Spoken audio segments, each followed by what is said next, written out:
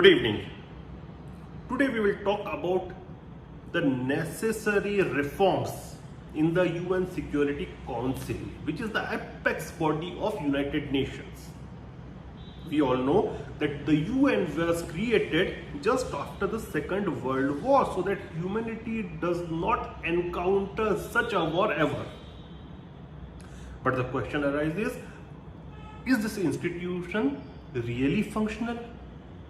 Another question arises, does this institution reflect the power dimensions of the world of today's age?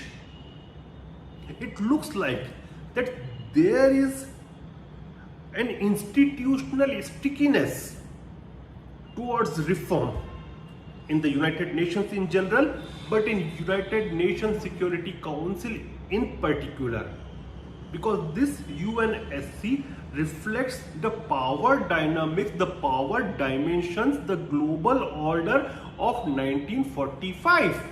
There was a reform there in 1963 with a resolution which is known as UNGA Resolution 1991A, which introduced non-permanent member seats in the UNSC, which were as follows: 3 seats for Africa, 2 for Latin America, 2 for Asia, 2 for Western Europe, and 1 for Eastern Europe.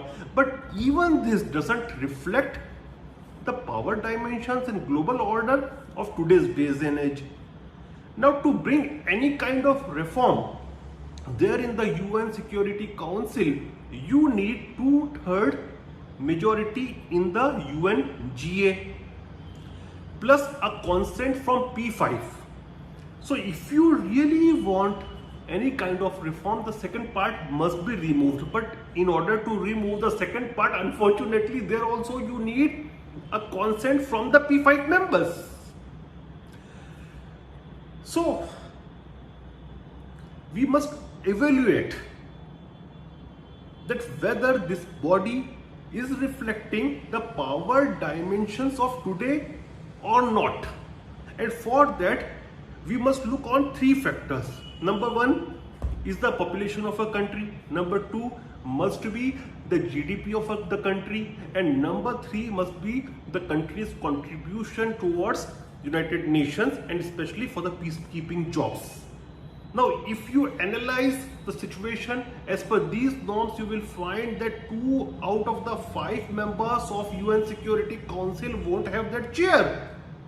And suppose if we are constructing the body today, then you will find that some members, at least 2 members, won't even find the chair. Forget the use of veto and the gaining of the power of veto. So, new players must be inducted. New players like India, Germany, maybe Italy, definitely Japan. They must be inducted because of new power dimensions of the world of today's days and age. And if we really want to give a global vision to the UN Security Council, then definitely we need to induct countries like India, Germany, Australia, Japan, South Korea, 2 countries from Middle East, and at least 1 member from Africa, so that you get a total global picture in the UN Security Council. Now, with veto or without veto, it is a very contagious issue. I think there should be no veto and all the decisions should be taken by 2/3 majority. But you can discuss all veto issue later on. But first of all, we have to increase the number of members in the UN Security Council. See, if this institution want to have its, what you can say that if this institution want to have the legitimacy, the global legitimacy which it has already lost, then it needs reforms. It needs serious reforms and structural reforms. Thank you.